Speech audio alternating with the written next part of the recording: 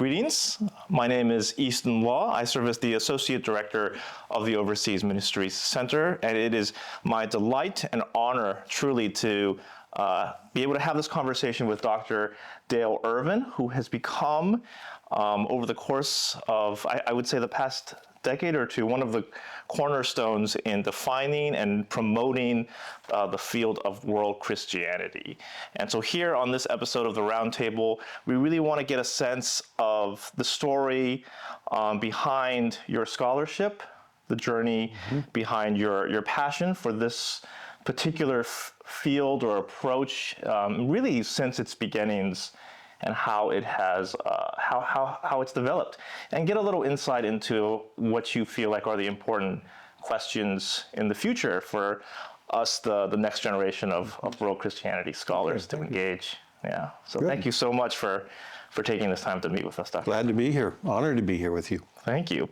Well, the first question I have is simply, do you mind sharing just a little bit about your academic training? You know, why did you want to pursue a PhD, and how did that turn into this love for the world church? Okay, good.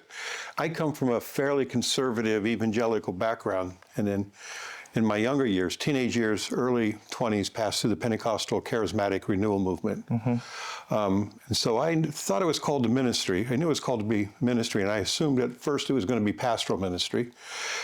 Started in a Lutheran seminary, which completely revolutionized my whole thinking about the world, turned things upside down.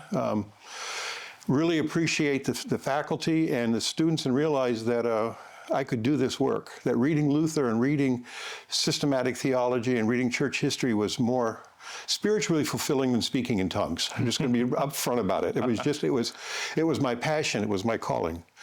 I didn't last long there. I knew I wasn't a Lutheran. I appreciated it, but it came to Princeton in 1979, in the middle of the semester, middle of the year, January semester, 1978, sorry.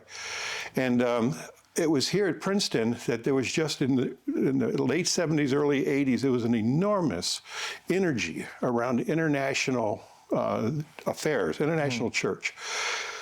Without really thinking about how it happened, I ended up working with Richard Shaw in his classes, and really appreciated his sense that the church needed to be moving on to the cutting edge of history. And that we were addressing questions that were generations too old, and that ecumenics meant moving into engagement with the world around us in ways that were really compelling. And that was a great time at Princeton. I know Princeton's always had a great time, but every generation at Princeton Seminary is wonderful. But that one really, this was really an extraordinary time. Ruben Alves had just left. In the late 60s, maybe a decade before, but Hilario Gomez had gone back to the Philippines just before I came. Young Buck Kim had just finished his PhD, and all of that was in the air, and a new generation of scholars were coming through. And what I began to realize was that world Christianity meant much more than just what I had been experiencing in mission studies as a child, growing up in a church which was mission-minded, in Pentecostal, charismatic renewal experiences. Something else was in the air, and that this was really compelling for me. So Princeton was where it was born. Shaw retired, and a fellow named Kosaki Koyama had just come to Union Seminary, and I thought this is an opportunity to go study, and so I enrolled at Union, started in 1980, and finished my PhD. It took a while, but I finished my PhD with Kosaki Koyama as my advisor at Union Seminary in New York City. Wow. Very important legacies, and it does sound like there was a lot of, just hearing you talk about it, the energy at that time must have been very exciting. And so upon completing your PhD, you've had a long distinguished career teaching in different settings. Tell me a little bit about the different institutions that you've taught or served at, and sort of how in each space world Christianity continued to evolve as a concept and a scholarly endeavor. When I finished Union, I was actually in conversations by way of Hilario Gomez in the Philippines, to go teach in the Philippines. That was 1986, and the appointment was to be worked through a traditional partnership and mission kind of appointment. Philippines had a revolution going on, a people's revolution. Marcos fell, and felt like I had two young kids. My family just felt like you can't go with, in the midst of what was an emerging, possible violent revolution, you can't take children into that. And so we put it on hold. A year later, president of New York Theological Seminary approached me and said, we've got an opening. We need somebody to come teach for a year. Would you do this while you wait? And Keith Russell approached me, and I said, sure, I'll take a year at New York Theological Seminary. An urban seminary, which was really dealing with second career people, really dealing with the city as its background, extremely diverse, teaching in Spanish, English, later Korean, really dealing with the urban church and its global realities. But in a way with working pastors who were really on the front lines and dealing with these issues, not just through academic study, but really trying to bring this to bear upon the life of the city. Was there a year and said, mission is not going overseas. Keith Birdsall's mission doesn't mean crossing saltwater. This really is where the church, the world, the global church is, right here.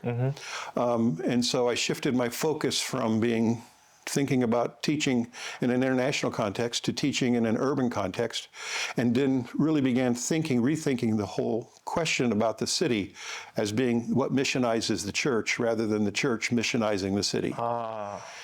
And the inspiration with that was from Letty Russell, and she had been part of the New York Theological Seminary transition in the early 60s, late 60s. Over a decade, she and Johannes Hokendijk worked with Bill Weber, and really brought about a new thinking about the way in which mission engages the world. In Letty Russell's case, it was her 1961 co-authored book called The City and Mission. And her argument was that the city is God's way of missionizing the church. And so that responding to the life of the city. That quickly then led me back out into global cities and a realization that you can't talk about peace and shalom in New York without also talking about the peace and shalom of Johannesburg or the peace and shalom of Nairobi. You really do have to think globally once you get into cities. So wow, amen. That's such a powerful story that I hear. A passion for mission from the start, but then seeing that conception of mission widen theologically, but also geographically. And this very innovative sense that we're constantly converting and shaping one another. It's a mission for everybody. And I know that you've also throughout your career taught many courses, as well as written many texts.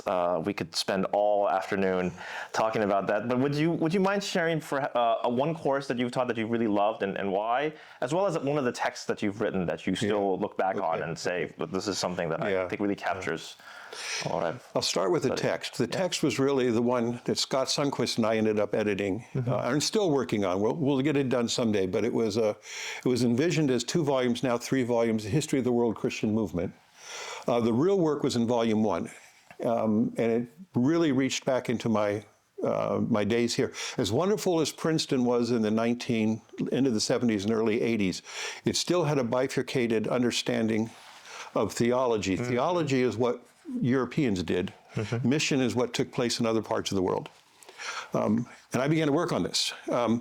Every time I would try to come back into a world mission, a Christian context, a global perspective, I would find that I could read this back several hundred years, but then you hit a missionary and you hit the mission, and the mission takes you back to Europe. And so every place you went, the history of the church was European. And my thesis began to really be formulated that if Europe is essentially, the history of Europe is essentially Christian, as many will still claim, but Christianity is then essentially a European religion. Right. And so if you are from Japan and you convert to Christianity, you have to convert to a European religion.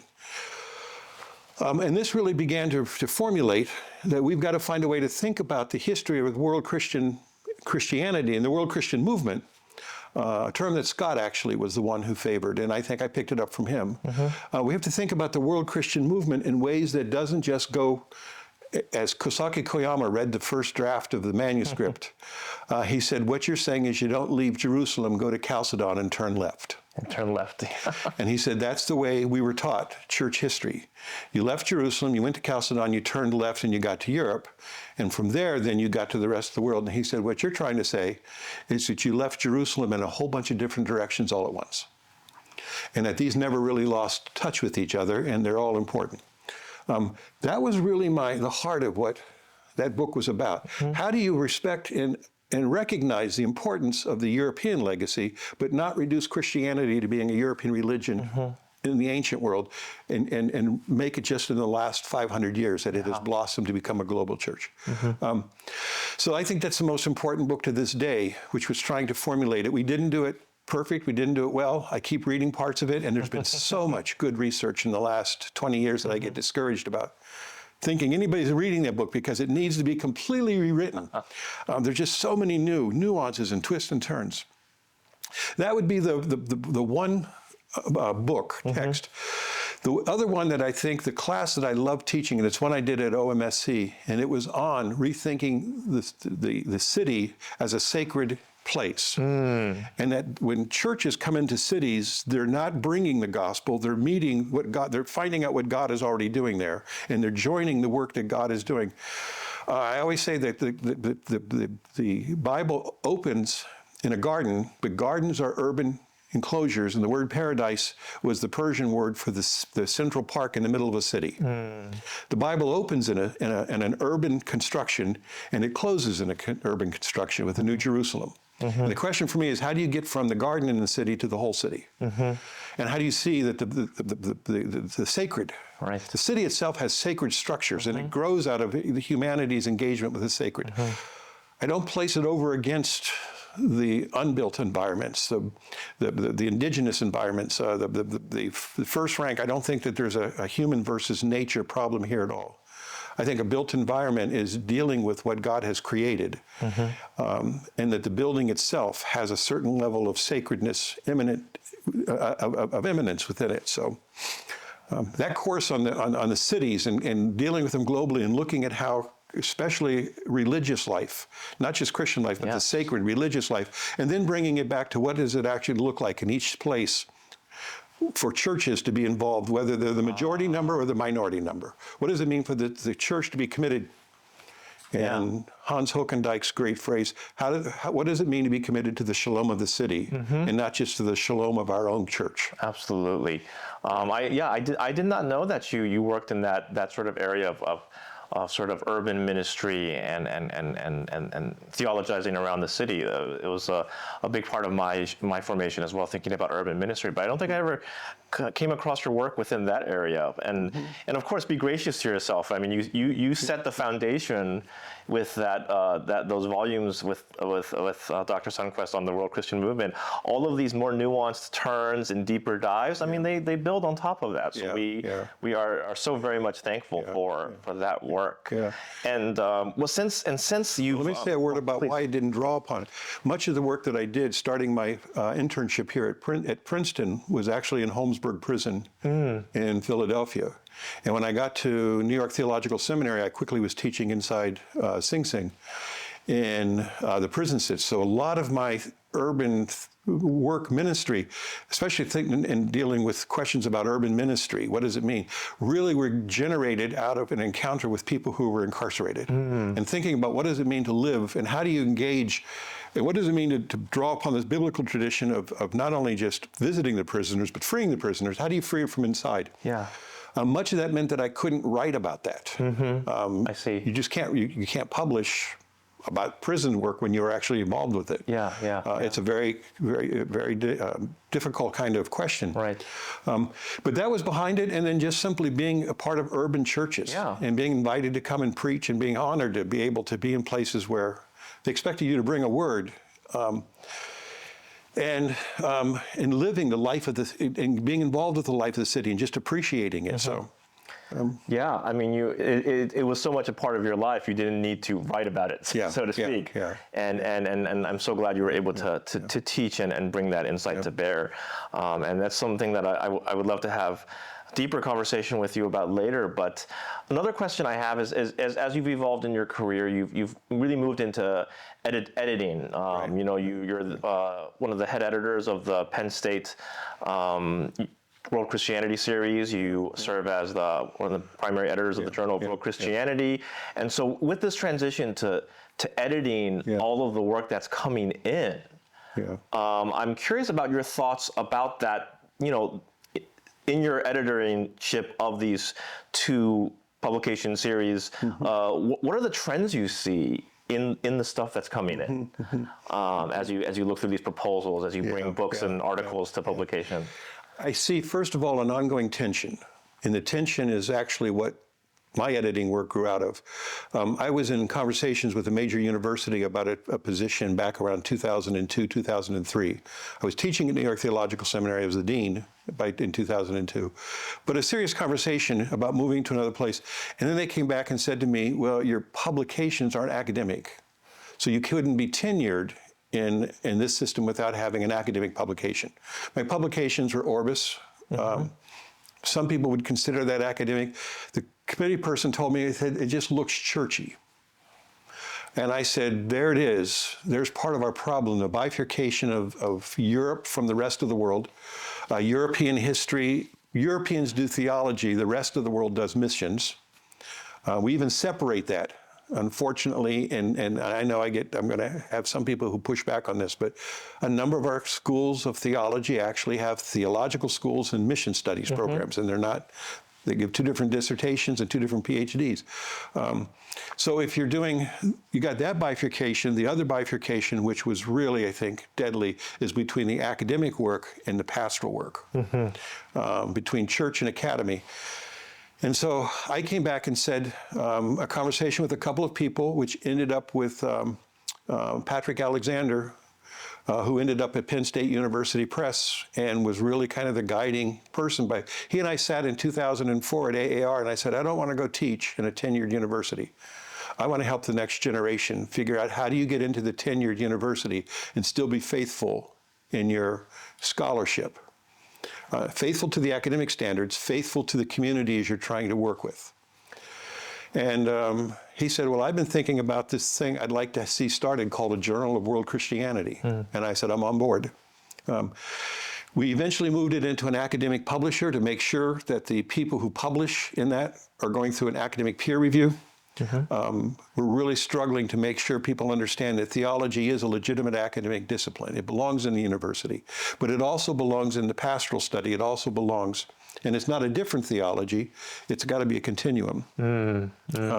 So that's, I think, really behind the journal. We're really committed to people who have pastoral sensibilities, and often say in their articles that I'm an embedded, I'm actually a participant observer. Right. I'm embedded in this community, but I'm also able to look at it and raise these critical questions, not in an objective manner, but in a relational manner, but still be critical, and be critical from the inside. Yeah. And I think that's important for the kind of scholarship that I want to foster and that we want to foster.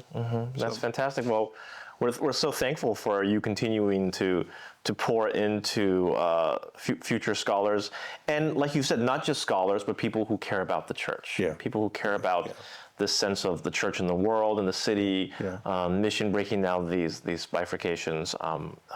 Thank you so much for believing in that. That's good. The other part of that was simply watching the U.S. landscape and what had been clear by 2000, the coming collapse of a lot of theological schools that were freestanding, and seeing that universities really needed to be strengthened in terms of their theological offerings. Okay. A lot of people a lot of the first ones that we were dealing with were people who were not coming out of universities, were looking for university positions and needed an academic publication. And so that's been part of my mission, or part of my work, I think, has been to try to nurture, keep hearing for the older generation, keep hearing senior scholars, and keep them involved, but really mentor and help younger ones who are coming up to find their voice and to find their way into the academic world in ways that are going to be sustaining these kinds of visions. So yeah, fantastic. And then, well, again, thank you for that sense of vision and the many ways that you've built that into your work, whether it's in your writing or in your mentorship. And I am curious to ask, if someone were to sit down with you or on the elevator and ask, so what are you currently investing in, at this exact moment, whether it's book project or new research or, what is it right now that you're passionate about at this moment? Good. One of them is my grandson. So that's a huge part of my life. I'm retired from New York Theological Seminary. I'm working in an online school, New York's a New School of Biblical Theology, which is out of Christian Cultural Center with A.R. Bernard as a driving engine. He's the president of the school, but it's entirely online. So I'm working with students who are in the same kind of urban environment. Second career people who are really finishing or being called by God to integrate more in terms of what they're doing, not in preaching and not in the church. We don't train people to be pastors. They're social workers, they're educators, they're psychiatrists, they're psychotherapists, they're musicians. They're people who are really saying, how does my work in the studio become my mission? How do I carry this out? How do I integrate them? So I teach there. A lot of my passion is simply trying to keep up with what's going on. I come to the Princeton World Christianity Conference and I read through the papers and I say, there's 50 new names here that I don't know their work and I'm going to have to just spend my time now in the next 6 weeks and go back and read 20 new books. And trying to keep up for me is really important. So to keep recognizing what's going on in the field and what new voices are emerging and how do we make the connections with what came before? Yeah, that's incredibly admirable, and we're thankful that you're continuing to.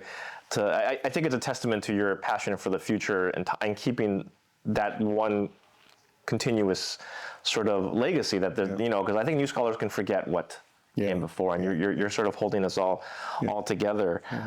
Do you mind sharing a little bit about your thoughts on the state of the field of world Christianity then, given how hard you keep up with it? Okay, yeah. No, I don't. I think there is an enormous amnesia and erasure of the past that has gone on, not just in our field, but in a number of fields. And one of the enormous erasures has been an erasure of the value. I'm not going to defend it entirely, but the value of what happened in the 20th century in the ecumenical movement. Okay. It was top-heavy. It was Eurocentric. It was modeled on a Presbyterian model, but it also was modeled with an understanding that it's the heads of churches who make changes. One of the reasons I appreciate working with Armando Beretta from here at Princeton is his new book on base ecumenism. There's an ecumenism which came out of the base, and it's different than what came from above and the top. I agree with that and think that was probably more than any other reason why the 20th century ecumenical movement floundered. People just didn't like being told where they were supposed to be doing from above. People will put up with bishops, but when this becomes a kind of a driving theological force, then it was problematic for them. Nevertheless, and here's my nevertheless, there was an enormous amount of important work done theologically, politically, socially. The work that the ecumenical movement did on women ministry, the work the ecumenical movement did on laity and mission, and supporting the laity with what God has called them to do. A lot of that just gets forgotten and erased, and so I'm reading a book, reading a manuscript some time ago, a couple years ago, in which somebody writes that Lausanne 1974 gave us the slogan that doctrine divides but service unites. That was the slogan of 1925 Stockholm Conference, 100 years ago, which was the founding of the life and order, life and work movement. Those kinds of things being erased means that you've got to go back and start all over. And then I see, and this is my concern, I often see in world Christianity people making the same mistakes that were made 100 years ago, simply because they don't watch how the trajectory moved. So if you want to go in a new direction, you got to really see where we've come from, and that's been part of what I've been trying to do is to keep connecting with past Yeah. memories, and not just in the ecumenical movement, but going back into the 19th century, going back into the 1700s, keep working your way back. It's what Charles Long called crawling back through history. We start with where we are now, and we don't start from the past and move forward. We start with the forward and look back. But the question is, where am I going in the back? And again, it's a genealogical approach. It's crawling back and finding those places of hidden histories and uncovering them and saying, you know, this really helps us understand what's going on around here today. Yeah. So That's a fantastic and very important warning. And I will say that you have accomplished that in many ways. For me, I remember when you gave the keynote at the very first Princeton Seminary World Christianity Conference, and reintegrated that ecumenical story. And I remember as a PhD student listening to that talk, going, I remember studying a little bit about the ecumenical movement, and then just never hearing about it again. Yeah. And then thinking to myself, you know, primarily raised in a mission studies kind of background, I need to go back and look in that. Yeah, yeah. So at least for me, you did it. Good job. Okay, and it's if I get credit for it, thank you. But it's really you and others who are really then making it work and making it happen, and that's exciting. Yeah, and then continuing to try to move these conversations forward, right? Yeah. And so we've talked about crawling through history, which is so important, and hopefully we continue to foster new church leaders and scholars that do that. But then if I could shift a little bit, if we look into the horizon and squint, you know, what do you see ahead then? You know, where is world Christianity going? I guess there's two ways to look at this. Where do you think it's going from a descriptive standpoint, and then we could also say, where do you hope it goes in a prescriptive kind of standpoint? Yeah. Could be the same. You know, it's dangerous because I look back at what people 50 years ago thought would be the future, and nothing looks like, you know, what they thought about. So we submit humbly. We submit humbly, yeah. What I appreciate is when people challenge what I try to do in terms of a definition and say, no, this is why we need more. And there's not 3 areas, there's 4, 5, 6, 7 categories, and you left out this one and that. And so I think that's really helpful. So the first thing I really want to do is see my name erased from the textbooks, or put in a footnote and just become a part of that history. Yeah. And to see where these new conversations take people. Where I think we're going, as much as I would like to affirm the efforts to achieve church unity, what I see is our church is pulling apart further and further. We're like, you know, the Hubble's theory of the universe. It's expanding, which means everything in the universe is moving away from everything else. So in one sense, we're not seeing church unity. We're seeing divisions even within the churches that are one communion. I mean, there's greater distances now between inside the Roman Catholic communion than there is between many Catholics and many Lutherans. Yes. I mean, those are huge differences. So that's one thing I think is the extraordinary pluralization. And then the other thing that strikes me is while this is happening, people are reading each other and listening to each other, and they're hearing echoes of each other's work. And so along with this extraordinary pluralization are new kinds of connectedness that I wouldn't have thought, and they don't look like the unity of old. They're not institutional unities. Yeah. They're people who start crossing academic disciplinary boundaries. They're people who start crossing technical ecclesial boundaries and are beginning to work with each other, and often don't make it a major thing, but they're reading each other's work, and you're seeing a real engagement. So some of the best work being done in ecumenical theology today is being done by Pentecostals who have a history of not being involved with ecumenism. Some of the best work coming out on European theologians is coming from people like Frank Macchia, who's a Pentecostal. And I read his stuff and I say, wow, he really does understand that European tradition, that Protestant European tradition in a deep way, and is reinvigorating it in a Pentecostal way without giving up his Pentecostal identity. So it's those kinds of connectedness that I think is important. Carrie Day, who's here as a professor of theology and is known for her womanist work, reaches back into Azusa Street and pulls out of Azusa Street a conversation which I've heard in Pentecostal circles for decades, but have not seen integrated into in new ways, in the ways in which she's doing it. So That's fantastic. So we're stretching the boundaries of particularity as we're also stretching the boundaries of universality at the same time. Yeah, the old connections are being snapped, but there are new connections. Yeah. Which makes it possible to even have new connections. Yes. Yeah. That's the truth. You do have to snap some old ones for new ones to grow. Yeah. But you also got to foster them, and you got to be careful to foster them, because a whole lot of violence is also being. That comes with the snapping sometimes. Yeah, People can take advantage of that, and there can be violence. Well, I want to, I thanked you throughout our conversation, but I want to thank you for being one of those connectors, even as you see things snapping, right? I think you've seen your fair share of snapping, and you've done your fair share of connecting. Well, and part of it is, I've often said I've never had a new idea of my own. I'm very honest about that. In the middle of the World Christian Movement project, when Scott and I were working with a group of 70 or so different scholars, and we were having conversations, and we were really trying to put together that first volume. How do you put this together in a way that the Orthodox, the Catholics, the Pentecostals, Protestants, evangelicals, mainline, free church, all can find their story in there without reducing it to any one of them? And my good friend, longtime colleague, and those of you who know his name will appreciate, as soon as I say it, John Erickson from St. Vladimir's Theological Seminary, the dean up there for many years, now a priest in his retirement, Orthodox, deeply Orthodox.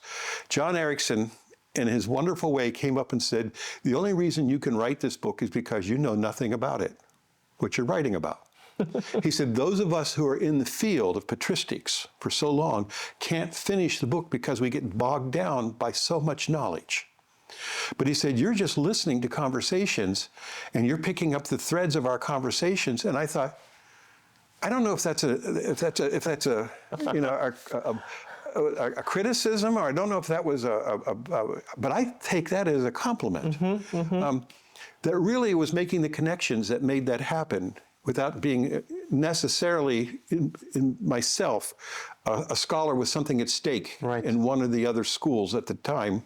And now there are even more, but patristics is a tough area to break into. I was not a patristic scholar. I was doing this kind of engagement and listening into their conversations. And I think that really means the connectedness was more important than the actual generating source of ideas from the beginning. Yeah. Well, that's, the pieces we inherit and how we find new ways to put them together, right? That's so much of I think, humble and open scholarship, right? When you're willing to really listen and you take what you can hear and you build. And thank you for listening so attentively to so many traditions and putting that together. And earlier, as we were walking over, even in the middle of our conversation, we've alluded to your very well regarded definition of world Christianity that was raised in the first issue of the Journal of World Christianity, and your wish for that definition to be sort of subsumed by new definitions.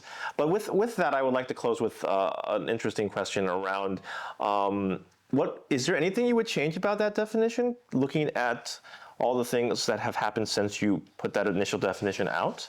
No, actually not. I look at it and I say it holds up. I have at times been, in some places, I find my name cited as somebody who was re-territorializing Christianity. And I don't think that's the case. I think I have been following since the beginning of this, people like Walter Mignolo, and saying that the modern age territorialized with the colonialism. And what I've been trying to do is decolonize Christianity. I put that in my application to Union Seminary back in 1980, that I saw the long-term task of theology was to decolonize Christianity. And I haven't left that. I think that to me says that we're still in a colonial space, and we still are in a space where there is an imbalance in power, intellectual power, military power, economic power, between those who inherit and claim the West, although I'm not so sure the United States is there right now, but those who claim to be part of a European agenda and have a European history, and those who are from Asia, those who are indigenous African American, in the African traditions, globally, the African diaspora, and those who are indigenous to the Americas. And I'm not re-territorializing. I'm trying to really decolonize because the colonization got deep in the territorial thinking of those churches. So I think that's the ongoing task. But you know, it's transformative. It's not a recovery model. I'm not a recovering racist. I'm somebody who's really engaged and wants to be transformed and continue the transformation. Right. Right. That story of transformation that we as Christians, you know, so to speak, bet our lives on, build upon that foundation for transformation, right? And so again, thank you so much for taking this time to chat with me. I've learned something new. I always learn so much during our conversations, and I do want to leave you the last word, and perhaps a little bit unorthodox. We usually do these conversations just sort of back and forth, but if you would be willing to look at this particular camera and speak to future scholars of world Christianity, church leaders that care about the world church, what do you want to tell them? Keep an open mind. I used to tell students in a theological class that the fundamental problem is that the churches are the ones that need to be converted to Christ. And that churches are out trying to convert other people to Christ. It's in the church that needs to be converted. Keep an open mind. Be ready to have your own transformation take place as you do your scholarship. And be thankful for those who challenge you and help you see things in a new way that you didn't see before and grow into that new way of understanding. Great. Well, thank you so much, Dr. Irvin. Always a pleasure. Thank you, Doctor. Yeah, great. Thank you. Okay.